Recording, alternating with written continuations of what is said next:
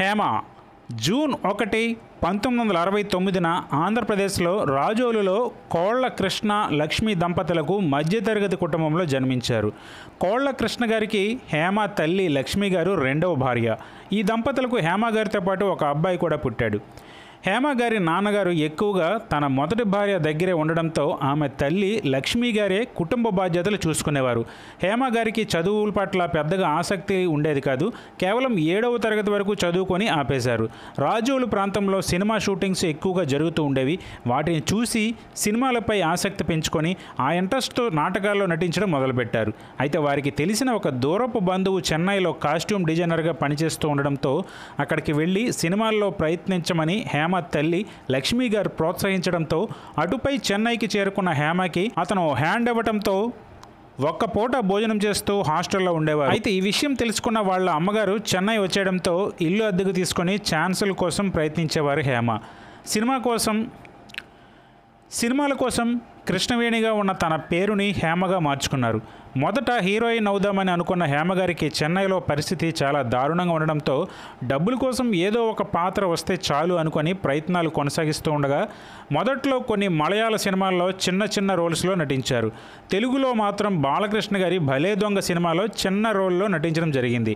అయితే పెద్దగా గుర్తింపు రాకపోయినా ముద్దుల మావయ్య, కొడుకుదిద్దిన కాపురం ఇలా చిన్న పాత్రల్లో నటిస్తూనే వచ్చారు.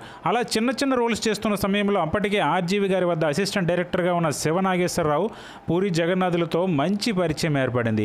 ఆర్జీవి గారి క్షణంలో సెకండ్ హీరోయిన్ ఛాన్స్ ఇప్పిస్తామని శివనాగేశ్వరరావు గారు చెప్పడంతో ఎంతో ఆనందపడ్డారు హేమ. కానీ అదృష్టం కలిసి రాక అందులో హీరోయిన్ ఫ్రెండ్ క్యారెక్టర్ చేయాల్సి వచ్చింది. ఇక ఆ తర్వాత సినిమాల్లో పెద్దగా అవకాశాలు లేకపోవడంతో కొన్ని సీరియల్స్లో నటించడం కూడా మొదలుపెట్టారు హేమ.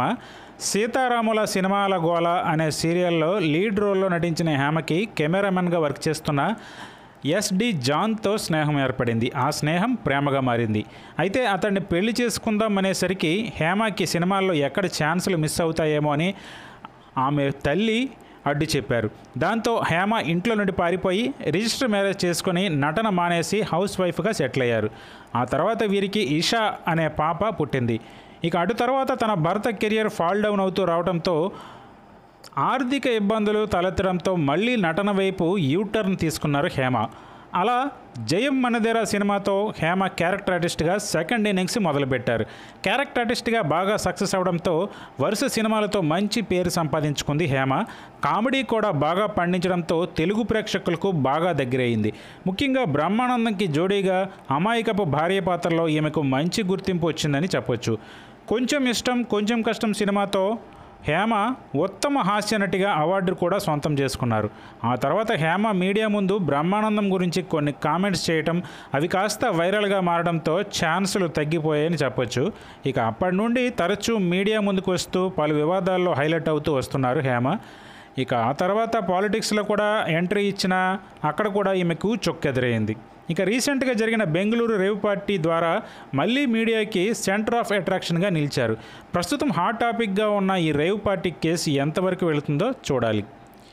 మరి ఇదండి ఇవాళ వీడియో. ఈ వీడియో మీకు నచ్చితే లైక్ చేయండి, షేర్ చేయండి, కమెంట్ చేయండి. అలాగే ఛానల్ని సబ్స్క్రైబ్ చేసుకోండి.